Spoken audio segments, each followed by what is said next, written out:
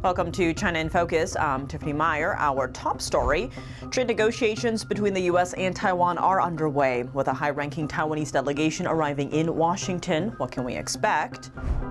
Defense secretaries from the U.S. and Japan discussing China's growing military threats in the region. That's as the Trump administration reaffirms U.S. engagement in Asia. Japan and the Philippines are boosting their security ties with new defense agreements as tensions with China rise in the Indo-Pacific. And more tariffs for China. The U.S. is imposing a 25% tariff on some advanced AI chips bound for China, aiming to protect national security.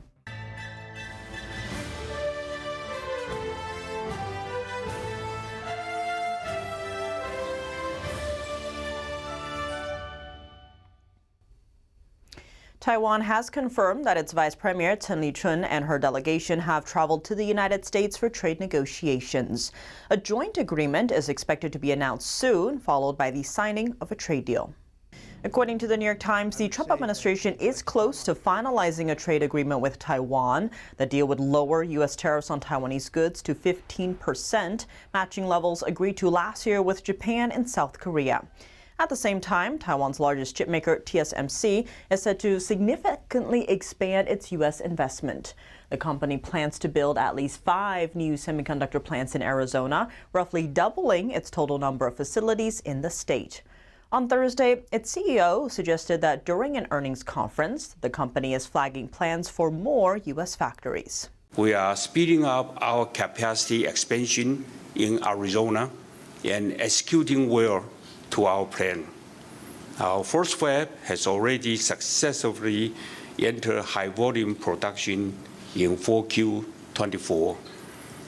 Construction of our second fab is already complete, and tool moving and installation is planned in 2026. Furthermore, we have just completed the purchase of a second large piece of land nearby to support our current expansion plan and provide more flexibility in response to the very strong multi-year AI-related demand. Now, a delegation led by Taiwanese Vice Premier Chen Li-chun has arrived in the United States. Taiwan is often described by the Chinese Communist regime as needing reunification, but the island nation has never been under its control. So how does the democratic island play into U.S. credibility, Asian security, and America's future in the Pacific? Former Senior Director for China, Taiwan, and Mongolia of the U.S. Department of War, Tony Hu, joins us to share his insight. Talk to us about, from an American audience perspective, why is Taiwan important? Communist China likes to say reunification, but Communist China never ruled Taiwan, so there is no reunification. Why is Taiwan important for U.S. interests? Well, number one, a shared core value. Taiwan is a vibrant democracy, and Taiwan is a vibrant democracy because of U.S. influence after World War II. And so it's a little Americana, and we certainly don't want to see a communist country take over this place. In fact, Taiwan has its own military, its own currency, and it's an independent country in all aspects. So it would be very bad, additionally, for U.S. interest.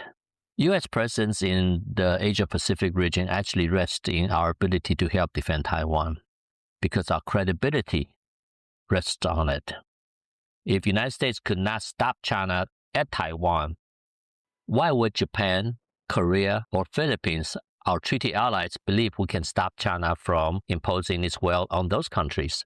In addition, our good friends Japan and Korea, they have no energy. They have no oil. Every car on Japanese road, every plane, every train requires oil that's shipped right past Taiwan, either by Taiwan Strait or on the east side of Taiwan. So if China can take Taiwan, they can literally choke Japan and Korea. So United States at that point, if we lose Taiwan, we might have to retreat out of Asia, which is what China wants. And Asia is an important economic partner for the United States. We can't allow that to happen. So if the United States is to remain great, Taiwan is a key point. So I think that's why Americans should understand why Taiwan is so important to the United States of America. How should the U.S. be perceiving communist China? It's a little different from, say, the Cold War, as some are saying the Soviet Union at the time. Maybe neither side really wanted to push that button. Maybe China's younger power. It's a bit of a different calculus under Xi Jinping. Also, China is the world's second largest economy, a different factor, again, from the Soviet Union. Given all of that, what are the calculations from the U.S. side when it comes to communist China? Well, I think U.S. is already considering the threat from China, mainly from Xi Jinping. His predecessor was promoting peaceful rise, while Xi Jinping is promoting using military strength, hard power.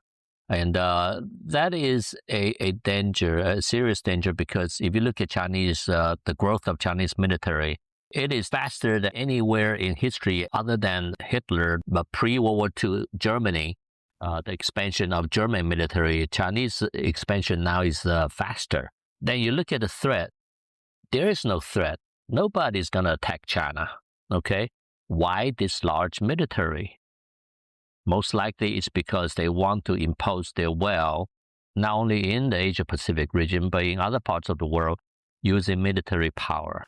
So this is a real threat, and I think in the latest national security strategy of the United States, it shows that we are hoping to build a strong alliance in Asia-Pacific, so everybody contributes to the deterrence of China, try to deter them from doing any aggressive action. However, I think we're also preparing our friends and allies just in case China does the unthinkable and be able to defeat such aggression. Digging into that, we saw, if you will, a very strong Japan, especially under the new prime minister, her comments regarding Taiwan that, Japan could respond militarily if there is that Chinese invasion. When it comes to Venezuela, though, you had President Trump saying, this is America's backyard. We want good neighbors, kind of saying it's America first. A return to the Monroe Doctrine, or as President Trump likes to say, the Donroe Doctrine. Given that, though, we do see a lot of Chinese influence in, say, Latin America, America's backyard. With these recent moves, could we see a displacement of that? And then where would that Chinese influence go? And what would that mean for the Indo-Pacific region and the calculus there? Well, you just talked about the top two priorities that was indicated in our national security strategy, the Western Hemisphere and Asia-Pacific. So obviously, Trump takes the priority seriously. In his mind, the Western Hemisphere, the number one threat is illegal immigration, and number two is drug, and he's taking action on it. Because of taking action, that causes, I believe, the Pacific region to either have more confidence on the United States, and for our adversaries, they have to take into consideration threat from the United States. And I believe there's an impact based on U.S. action recently that U.S. not just talk, they actually do something about it. So I hope this serves as a further deterrence against any aggression. Well, Tony Hu, thank you so much for joining us. Sure, Tiffany. Have a good one. War Secretary Pete Hegseth met with his Japanese counterpart Shinjiro Koizumi on Thursday. The talks focus on countering China's increasing military activities in the East China Sea and South China Sea. They also reaffirmed that the Trump administration will continue U.S. engagement in Asia. Before departing for the U.S., Koizumi said it's important to demonstrate to both domestic and international audiences that Japan-U.S. unity is unwavering. Ahead of his arrival to Washington, Koizumi stopped in Hawaii and met with Admiral Paparo, commander of U.S. Indo-Pacific Command. Paparo said U.S. forces in the Pacific are preparing for potential contingencies. He also described Japan's efforts to strengthen its defense capabilities as transformational. Japan's defense minister says the Indo-Pacific region is facing a crisis driven by several factors. Military coercion is becoming routine, and nearly everything is being weaponized, from the economy and technology to resources, information, and cyberspace. The region is also entering a new age of uncertainty. He called on like-minded Indo-Pacific nations to coordinate defense and capability efforts to counter potential conflict in the region. In his keynote address on Monday, he said, "We will link each other's independent efforts like a web, enhance interconnectivity, and generate synergy. We will layer these networks across the entire region. Even when some nations face harassment or coercion, the region as a whole will be able to respond collectively." On Thursday, U.S. War Secretary Pete Hegseth joined his Japanese counterpart for morning physical training with American troops in Arlington, Virginia. The exercise was a symbolic show of unity as the two allies deepen military cooperation in the Indo-Pacific. Two of the U.S.'s major allies in Asia, the Philippines and Japan, are boosting their security partnership with two new defense agreements. One of the deals allows their militaries to quickly share supplies and services, a move both countries say is aimed at strengthening regional stability. Here's the Philippine Foreign Secretary on Thursday. We reiterated the Philippines and Japan's shared commitment to upholding the rules-based order governed by international law and the importance of resolving disputes peacefully and through dialogue. In the maritime domain, we both recognize the value of promoting the rule of law, including the freedom of navigation and overflight, especially in the South China Sea. As part of the deals, Japan is providing $6 million to build facilities bolstering the Philippines Navy. The Philippines says both nations see the importance of promoting freedom of navigation in the South China Sea. The visit comes as the Philippines assumes the chair of the Association of Southeast Asian Nations amid rising tensions in the Taiwan Strait. Japan has warned that stability around Taiwan is critical to global security. Last year, Japan's prime minister made remarks about responding militarily to a Chinese attack on Taiwan. The comment resulted in escalating tensions between Japan and China. Taiwan, which is located almost 70 miles from Japanese territory, rejects China's sovereignty claims. Taiwan's president insists its people alone can decide the island's future. President Trump is tightening controls on advanced U.S.-designed AI chips headed to China. The move includes new tariffs and testing requirements from third-party labs. It's meant to protect U.S. national security. Under an order released Wednesday, the administration imposed a 25% tariff on some high-end AI chips bound for China, including NVIDIA's H200 processor. Here's the catch. Even if those chips are made in Taiwan, they must now cross the ocean and enter the U.S. first for third-party testing before they can be shipped to China. Once they enter the U.S., they're hit with the 25% tariff, making those advanced chips more expensive for Chinese buyers. Before the move, those chips have been sent directly to China from Taiwan. The rule is limited to China and only applies to specific advanced chips. It doesn't affect chips imported for American companies, U.S. data centers, or government use. This means that everyday consumers and most U.S. businesses won't see an impact. Major U.S. chip makers, including NVIDIA and AMD, design their chips domestically but rely on Taiwan-based manufacturer TSMC to produce them. For now, the policy's focus is on making it harder for China to access advanced U.S. AI technology. Canadian Prime Minister Mark Carney is kicking off his first day of talks in China. It's the first visit by a Canadian leader in almost a decade. Did Carney get what he wanted from Beijing, and what challenges come with Canada's balancing act between the U.S. and China? NTD's Juliet Song has more. No major breakthrough for Mark Carney's first-day talks in China. After meeting with China's Premier Li Qiang, both sides agreed to boost cooperation on clean energy. But Beijing stopped short of promises to buy more Canadian oil and liquefied natural gas, one of Carney's top goals. Carney's here to reduce dependence on the U.S. He also pledged to double Canada's non-U.S. trade over the next decade. Canada has long been one of the U.S.'s closest allies, but relations soured after Trump increased tariffs and suggested Canada should become the 51st state.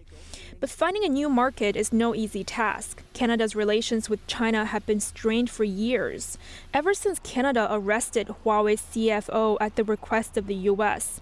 Beijing retaliated by arresting 2 Canadians. On top of that, China slapped hefty tariffs on Canada's canola, seafood, and pork exports. The move came after Canada imposed 100% tariffs on Chinese EVs. Vina Najibullah, an expert on Canada-China relations, told CBC that if Canada wants to lift the tariff, it would likely involve discussions with the U.S. That's because Canada's auto sector is closely integrated with the U.S. and Mexico. Canada's industry minister said negotiations over auto tariffs are still ongoing. Other factors may come into play. Najibullah said China would likely use trade to get Canada to agree with Beijing's narratives on issues like Taiwan. Meanwhile, two Canadian lawmakers ended their trip to Taiwan earlier this week, just ahead of Carney's trip. They said the timing was meant to avoid confusion with Canada's foreign policy. Canada also has its own issues with China. Former Prime Minister Justin Trudeau has said China tried to meddle in the last two Canadian elections. Over 75% of Canada's exports goes to the U.S., while only 5% go to China. Canada also relies heavily on the U.S. for its national defense, making it a difficult balancing act for the country. Carney is set to meet with Chinese leader Xi Jinping on Friday. Juliet Song, NTD News. Coming up, a bipartisan agreement. The U.S. should stay ahead of China in the AI arms race. Lawmakers say it's critical to national security. We take a look at the hearing. China sees us as the enemy. It's high time we do the same. And high-level talks between the U.S., Greenland, and Denmark at the White House, how Greenlanders are reacting, and responses from the Danish government. More on that after the break here on China in Focus. Welcome back to China in Focus. I'm Tiffany Meyer. Over in the House, both sides of the aisle expressed agreement that staying ahead of China in the so-called AI arms race is crucial for national and economic security. NTD's correspondent Jason Blair has more from lawmakers at a Capitol Hill hearing on Wednesday. Winning the AI arms race is key to America's national security and our economic security. The House Foreign Affairs Committee held a full committee hearing on Wednesday, emphasizing the importance for the U.S. to stay ahead of the Chinese Communist Party with AI technology. In an environment where it seems that Democrats and Republicans can't agree on much, there seems to be an overwhelming consensus that America must lead the AI race. China sees us as the enemy. It's high time we do the same. The outcome of this race, it directly affects military competitiveness of the United States of America versus China. It is that black and white. I think all of us here, and I think most people at home, can recognize that no matter how you feel about AI, we want the United States to lead. Expert witnesses were invited to share their expertise and recommendations. Xi Jinping talked about AI in his New Year's address this year.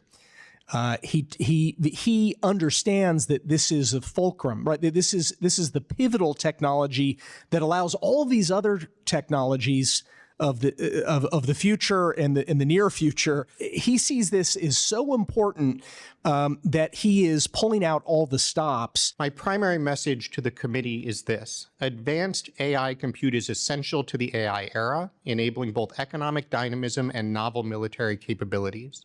Denying our foreign adversaries access to this resource, then, is a matter of both geostrategic competition and national security. And in the Senate chamber, the Senate Aging Committee highlighted the Chinese Communist Party's involvement in scams targeting American seniors. Scams targeting seniors are stealing billions of dollars from hardworking Americans, and we here in Congress have a responsibility to confront them head on. Scott says in 2024, older Americans lost over $4.8 billion to fraud. Compounds built and staffed by trafficked workers forced to carry out scams targeting our friends, Americans. Not only is this a disgusting display of our national failures to protect human rights, dignity, and security, it's also another way Communist China is undermining our country and targeting the American people. State-backed scamming has emerged from China, just like state-backed industrial espionage efforts. China plays a leading role in scams that originate both in China itself and outside in hotspots across Southeast Asia, for example. Pekarsik says these efforts by the Chinese Communist Party are part of a broader approach to great power competition. Reporting in Washington, D.C., Jason Blair, NTD News. High-level talks between the U.S., Greenland, and Denmark took place on Wednesday at the White House. Greenlanders remain skeptical of President Trump's ambition to control the island, but the talks do seem to be having an impact. Denmark and Greenland are boosting their military presence on the island. Nuuk resident Liv Aurora Jensen sat in silence as the foreign ministers of Denmark and Greenland gave an update on their meeting with U.S. officials in Washington, D.C. on Wednesday. We didn't manage to change the American position. It's clear that the president has this wish of conquering over Greenland. We made it very, very clear that this is not in the interest of the kingdom, even though we disagree, that we agree to try to explore whether it is doable to accommodate some of the concerns while at the same time respecting the integrity of the Danish kingdom's territory and the self-determination of the Greenlandic people. Like many in Greenland, the craftswoman and designer hoped the meeting would quell President Donald Trump's ambition to take over the Danish territory. They keep fighting about Greenland, but now they agree to disagree. That is very good, I think, that they agree about that, and then they want to talk more about it. And the rhetoric it's good, I think. It's a relief, and I think we'll sleep better tonight. But following the high-stakes meeting with U.S. Secretary of State Marco Rubio and Vice President J.D. Vance, Trump reiterated his desire to take over Greenland. Greenland is very important for the national security, including of Denmark. And the problem is not a thing that Denmark can do about it if Russia or China wants to occupy Greenland, but there's everything we can do. Earlier Wednesday, Denmark and Greenland said they had begun increasing military presence in and around Greenland in cooperation with allies. On Wednesday evening, a Royal Danish Air Force plane landed in Greenland with military personnel on board. The Joint Arctic Command said Danish forces will support the preparation of military exercises on the island. With the fate of Greenland still unfolding, residents like Jensen fear for their future. We are afraid of that he can take us like that, and our culture will disappear, our language will disappear, and the whole way of living in Greenland will disappear and be American. And if he comes here, you know, we have what is happening, what will happen to us. That's all for today's China in Focus. I'm Tiffany Meyer. If you have any feedback on the show or have something you'd like to see us cover, send us an email at chinainfocus@ntd.com. We'd love to hear from you. Round the clock original news coverage, visit us at ntd.com or download our NTD app. Thanks for watching. See you tomorrow.